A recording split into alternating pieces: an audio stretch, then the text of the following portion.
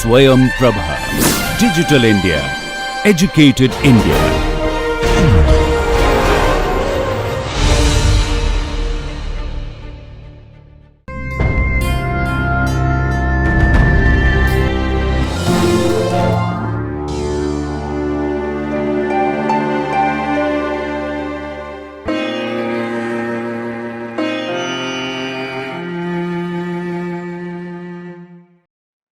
Welcome to the session of course Therapeutic Nutrition. This is a fourth module, that is etiology, clinical features and nutritional management of weight imbalances. And in this lecture we shall be studying about nutritional management of overweight.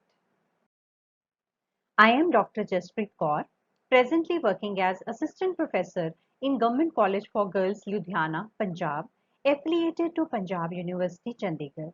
And this project is funded by DTH Swayam Prabha, MHRD, New Delhi. In the last lecture, that was the previous module, we studied about nutritional management of various gastrointestinal tract disorders. So this included constipation, diarrhea, celiac disease, lactose intolerance and hepatitis. And in this module, we shall be focusing on nutritional management of weight imbalances, and along with that, we shall also explore various eating disorders. In this lecture, we shall study about the basics of body composition. Then we will study about the adipose tissues and their composition.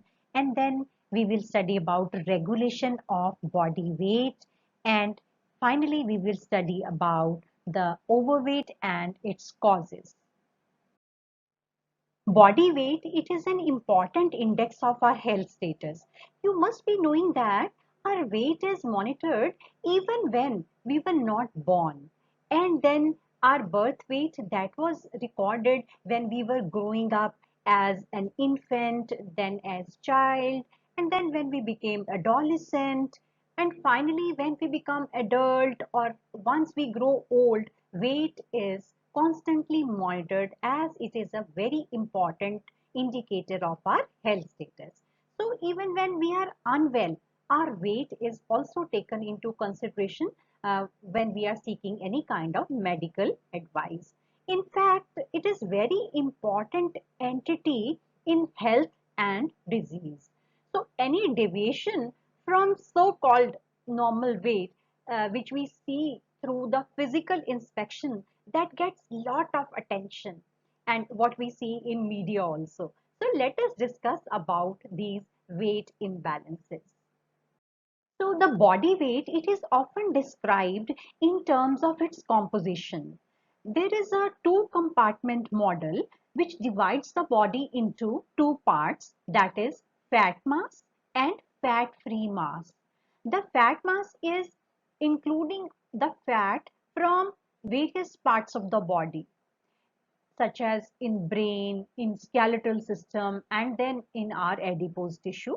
And then the second part is the fat-free mass, which includes water, protein, and mineral components.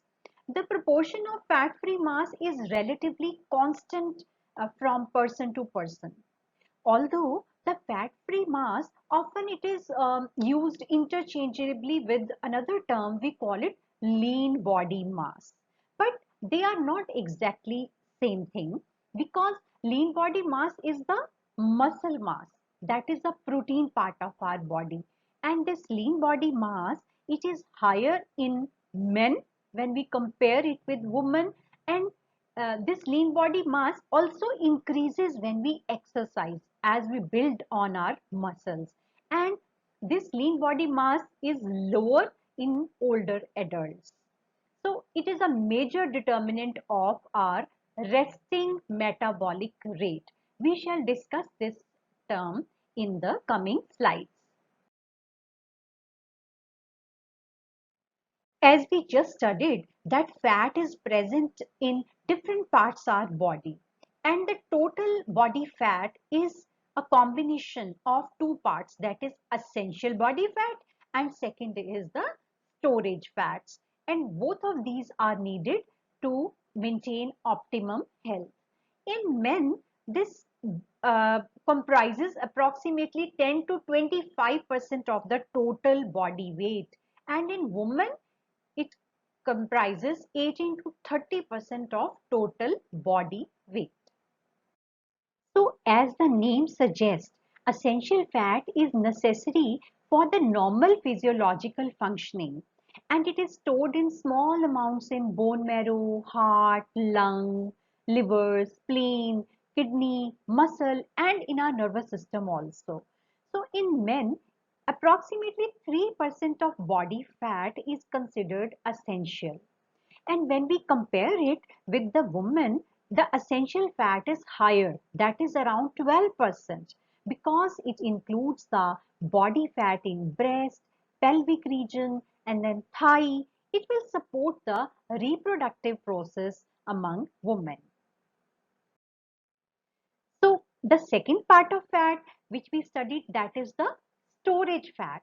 As the name suggests, that it is a fat which will be used to create energy reserves. So they are primarily stored as triglycerides in the specialized tissue known as adipose tissues. The fat accumulates under the skin and around the internal organs to protect them from trauma or injury. The most part of storage fat is expandable.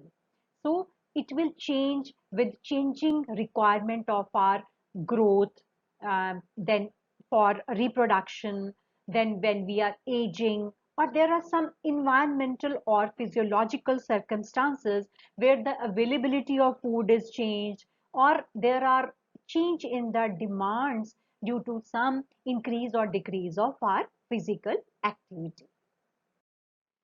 So once we have studied about the both type of fat, there is important aspect, that is the location of the fat. So here we would like to mention the visceral adipose tissue. That is the tissue which is located primarily under the skin, in the mesenteries and omentum, and behind the peritoneal cavity also. So this is often referred to as visceral adipose tissue. So now let's study about the various types of fatty tissues. So adipose tissues, first of all, they can be white adipose tissue, which are the large percentage of adipose tissue present in our body. They are used for storing the energy as a repository of triglycerides. They will cushion the abdominal organs, and then they will insulate the body to preserve the heat. The second type of fat is brown adipose tissue. Now, this brown adipose tissue is primarily used for regulation of body temperature by regulating the heat. And it is found mainly in the scapular and subscapular areas. This brown adipose tissue is found in larger amount in infants. The size and number of fat cells, they are very important contributor towards the weight. So this gain in the weight in the adipose tissue, that can occur either by increasing the number of fat cells, or increase in the size of fat cells, or it could be combination of both, increase in number or increase in size. And when there is increase in number, we call it as hyperplasia. And whenever there is increase in the size of fat cells, we call the term hypertrophy. Now this hyperplasia, that is normally occurring in infancy and adolescence. These cell number, they increase both in lean and obese children into adolescence, but this number will increase faster in obese children. In teens and adults, this increase in fat cell size, that is hypertrophy, is more common. But then hyperplasia can always occur when the fat content of the existing cells, they have reached their full capacity. and they do not have any scope to expand further. So that leads to increase in cell number also. So the regulation of body weight, it is a very complex phenomena where the neurochemicals, existing body fat stores, protein mass, hormones, and some post-ingestion factors, they interact. And as we know, weight is a reflection of energy consumed and energy spent by our body. The regulation of the weight that occurs either on short-term basis or long-term basis. The short-term regulation that will govern the consumption of food from one meal to another. Once we are hungry or in other time we are not that hungry. And the long-term regulation, it is controlled by the availability of existing adipose stores, and then another case is taking into account the responses which are happening with the help of hormones. Now let us study about how our body regulates the weight. So in order to understand the weight regulation, we have to see that it is a balance of energy expenditure and then energy intake. So energy expenditure, it is a sum of our involuntary and voluntary activities. So it is a combination of the resting metabolic rate, which is the total number of calories which are burnt when our body is completely at rest, and it will support the various body processes such as breathing, circulation of blood, then some organ functions, and then basic neurological functions. We call it basal metabolic rate. And then along with that, energy is used as thermic effect of food. This is the amount of energy expenditure above the basal metabolic rate, which is the cost of processing the food and use it for storage. And lastly, the total energy expenditure is, it is affected by the physical activity.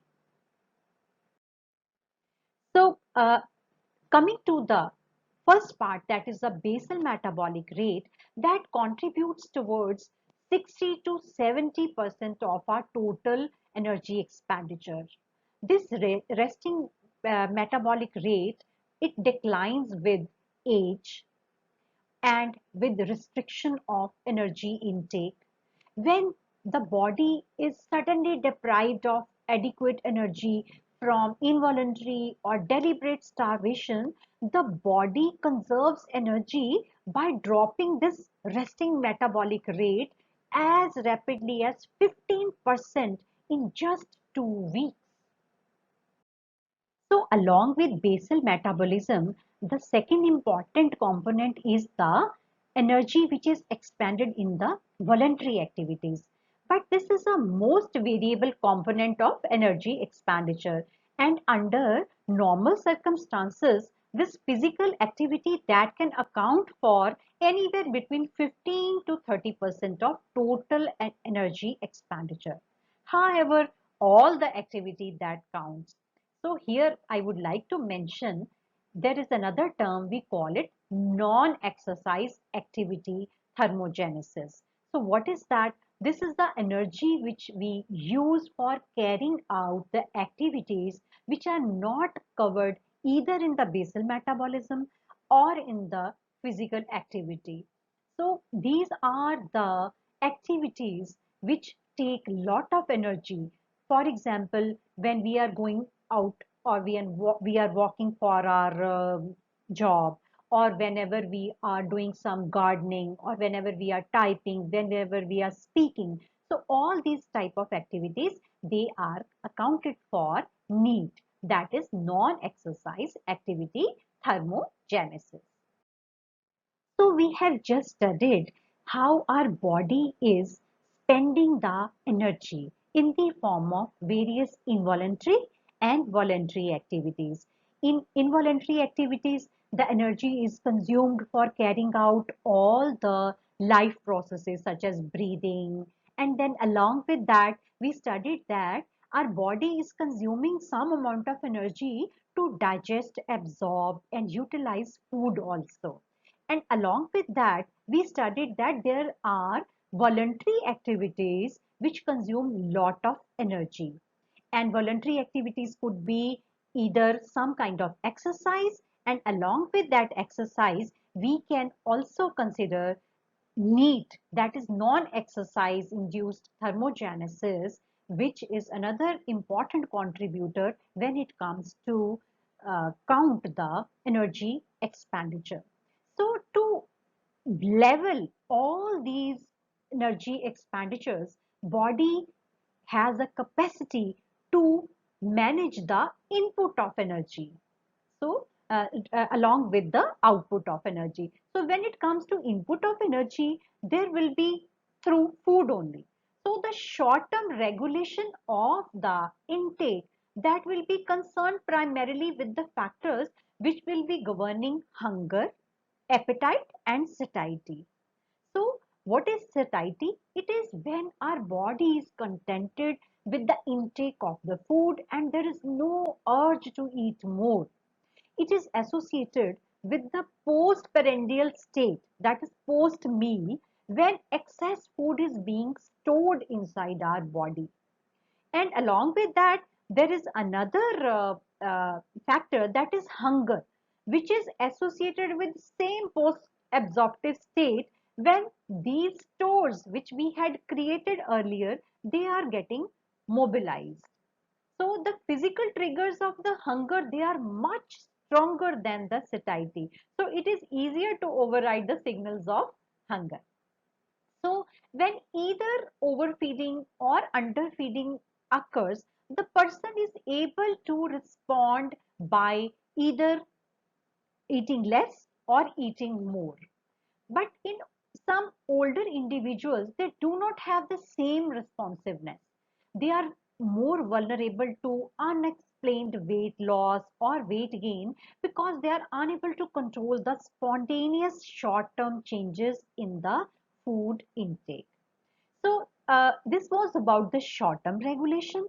When we come to long-term regulation, that appears that it is a feedback mechanism in which the signals from the adipose mass, they are released when our so-called normal body temperature or body composition, it is disturbed. So when there is weight loss happening or weight gain happening, your body will tend to exercise long-term regulation. So now let's study the role of various hormones which are there to regulate the long-term management of weight. So here are a host of hormones which includes insulin, leptin, adiponectin, and ghrelin, among others. They communicate with the hypothalamus of our brain to control a person's intake of weight. These regulatory hormones govern feeding in response to the signals originating from the affected body tissues. So let us discuss the role of insulin. So this insulin, it will affect the central nervous system to inhibit the food intake, and in our peripheral part of body, it will control the amount of glucose in the blood by moving it to the cells for energy production. And then insulin will also stimulate leptin. Leptin is another hormone which is also known as weight regulatory hormone, as it binds to a specific receptor in the brain and it will function as a lepostat. Just like thermostat, it will regulate the temperature of our body. Similarly, it will regulate the lipids level in our body. So this lepostat is produced by the fat cells only. It will contribute to the long-term fullness. It will also evaluate the body's overall energy stores and it will lower the appetite. So any genetic defect where the leptin production is influenced, it will lead to obesity, as the body will lose control over the appetite. So whenever people they take low calorie diet for a longer period of time, this will also lower the level of leptin, and finally it will increase the appetite. So it will cause weight gain after the successful dieting for some time. The third hormone is adiponectin, which is made up by the fat cells only, and apparently it helps in body to respond better to insulin by boosting the metabolism. So the last important hormone is ghrelin.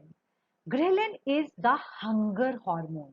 It tells the brain when the stomach is empty, and it prompts the hunger pangs, and it causes drop in the metabolism also. The stomach communicates with the brain. Whenever it is filled with the food or the liquid, the stomach stretch receptors, they send message to the brain which will indicate that the person is having satiety. He doesn't need more food. That is why whenever we take too much of water, we feel full. So now we just understood that how complex and delicate our weight balance is. What causes changes in this balance and leads to deviations? Let's study positive weight balance, that is overweight and obesity. So the overweight and obesity, they are due to positive energy balance, where the intake of calories is more than expenditure of energy. So obesity, it is a complex issue related to lifestyle, environment, and the genes. In clinical terms, the term overweight refers to a person with weight 10 to 20% in excess to the ideal body weight. And obesity is considered as a condition when the excess body weight is more than 20%. So these are both relative terms, but they are not synonymous. So the ideal body weight of a person, that will depend upon age, sex, height, body frame, and in fact, each person will have his own ideal body weight. So obesity, it is a metabolic disease which has reached epidemic proportions globally, with at least 2.8 million people dying each year as a result of being overweight or obese. Once associated with only high income countries, obesity is now prevalent in low and middle income countries also. The World Health Organization, in fact, has declared obesity as largest global chronic health problem in adults, including our country, India. According to World Health Organization, 38 million children under the age of 5 world over, they were either overweight or obese in 2019. And over 340 million children and adolescents aged between 5 to 19 years, they were either overweight or obese in 2016. In fact, almost 30 to 65% of Indians, they are either overweight or obese, directly correlating with the increasing prevalence of obesity-related comorbidities such as hypertension, metabolic syndrome, dyslipidemia, type 2 diabetes, arthritis, infertility, and gestational diabetes among women. So obesity, it is a multifactorial chronic disease developing from an interactive influence of large number of factors. So let us discuss the various primary and secondary factors contributing for the overweight and obesity. So among genetic factors, genetic inheritance, it will influence 50 to 70% chances of becoming fat than other factors. So there are 50% chances of getting fat if a single person is obese, but this susceptibility will increase to 80% when both the parents are obese. Along with that, the hormonal and neural functions, they also regulate the weight, and they determine them genetically. Here, the fat distribution pattern and then socio-cultural practices of the family, they inculcate the habits and attitudes towards the food, they are also contributing factors. So the second factor could be genes. There are many genes which play a role in energy homeostasis, then food intake regulation, appetite, and finally they can cause obesity. So many hormonal and neural factors involved in weight regulation, they are determined by heredity and genetics only. So these include short-term and long-term signals that will determine satiety and feeding activity. And we have just studied them in previous slides. And small defect in any kind of expression in the genes or interaction, it could contribute significantly towards the weight gain. And then there are ethnic differences in the metabolic rate, increasing the risk of obesity in certain races where they have lower basal metabolic rate. So along with genetic factors, certain psychological factors such as tension, then anxiety, or the fear, they could be either the main cause or they could be aggravating factors as they will affect the person's response to the hunger and satiety. And then these factors, they cause emotional eating and the intake of the food will increase above the needs. Then sleep, stress, and circadian rhythms. Whenever there is shortened sleep, it can alter the endocrine regulation of hunger and appetite. And hormones that affect the appetite, they can take over and it may promote the excessive energy intake. And whenever there is recurrent sleep deprivation, it can actually modify the amount, composition, and distribution of food intake by the individual, thus contributing towards the obesity.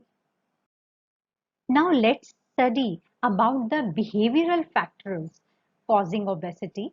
They are physical inactivity, then our eating habits, and social aspects. So let's study.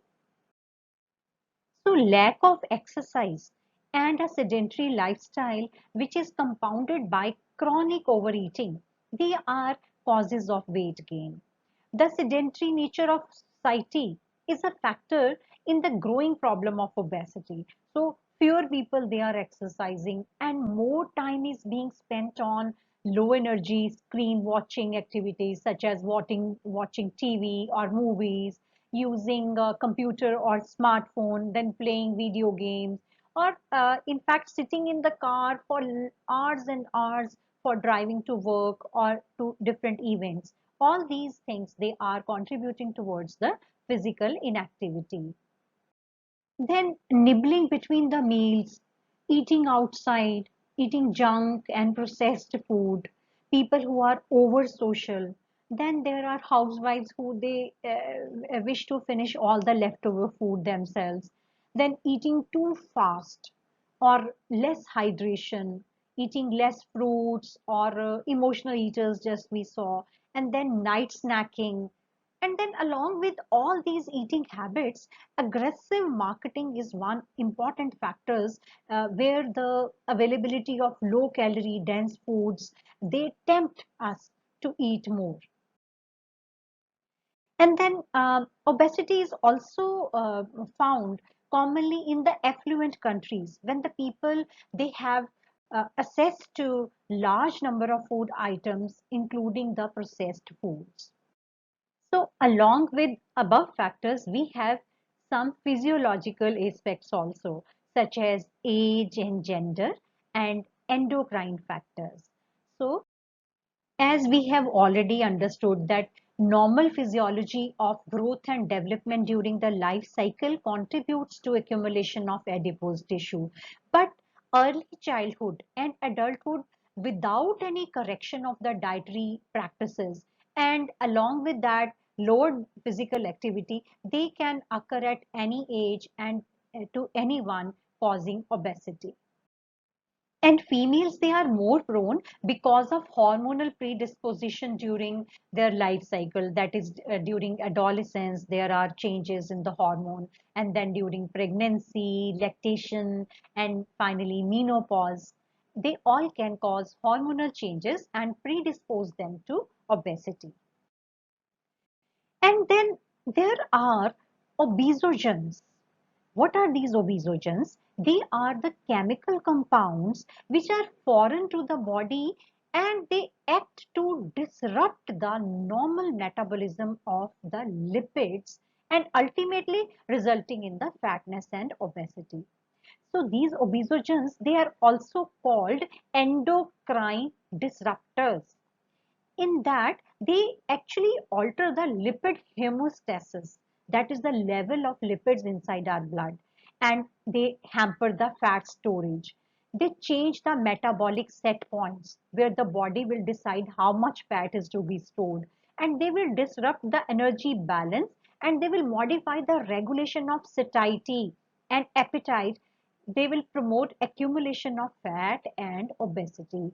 So examples of suspected obesogen in the environment and food supply, they are bisphenol A, that is also known as BPA, and phthalates. They are found in many plastics, and they are used in the food packaging, in which it will migrate into the food processed or stored in them. According to some researchers, there could be certain viruses, pathogens, which could possibly cause overweight and obesity. And along with that, many researchers, they have identified a strong and complex relationship between the microflora population of the gut and the food absorption. And according to these studies, the microbes which are usually found in the gut flora, they are believed to have a symbiotic relationship, acting either as fattening or as slimming microbes. They will be dependent upon the person's existing nutritional status, his food intake, and his ability to absorb food. So there are adipose tissues which are actively causing secretion of a wide range of pro and anti-inflammatory cytokines that are influenced by some genes. So the effect of this inflammation, which will cause insulin insensitivity, it can cause hyperlipidemia, it can cause muscle protein loss, or oxidative stress can occur, and along with that they can cause obesity also. Now let us explore, along with the primary causes, there are certain secondary causes of obesity. They are endocrine disorders, they could be hypothalamic disorders, or they could be syndrome related obesity, or it could be drug induced obesity. So overweight, it is found in hypothyroidism or in hypergonadism or Cushing syndrome. It is also common in puberty, pregnancy, menopause, suggesting that endocrines, they may be a factor in the obesity. And then trauma to the hypothalamus because of some kind of injury, it can cause inability to regulate the appetite. So there are a number of medicines such as steroids, psychotropic drugs, which can cause overweight and obesity. So let's summarize what we have studied in this lecture. We have studied that a two-compartment model divides the body into fat mass and fat-free mass. The fat-free mass is what includes water, protein, and mineral components of our body, and the fat mass comprises of total body fat, which is a combination of essential and storage fats. The visceral adipose tissue is the adipose tissue which is located primarily under the skin, in the mesenteries and omentum, and behind the peritoneum. And then we studied that the types of fat, including white adipose tissue, which stores energy as a repository for the triglycerides, and it will cushion the abdominal organs, and it will also insulate our body. And then the second type of adipose tissue, they are brown adipose tissue, which help to regulate the body temperature by regulating the heat, and they are found mainly in the scapular and subscapular areas. And then we studied the regulation of body weight. It is a complex phenomena where neurochemicals, existing body fat stores, protein mass of our body, hormones, and post-ingestion factors, they play important role in regulating intake and maintenance. And then we studied about the short-term regulation of weight, which governs the consumption of food from meal to meal. And then we studied that long-term regulation, it is controlled by the availability of existing adipose tissues and the hormone responses. And then we also studied that overweight and obesity, they are due to positive energy balance, where the energy input is more than energy output. And obesity, it is a complex issue related to lifestyle, environment, and genes. And the main causes of overweight and obesity could be intrinsic or extrinsic. Thank you.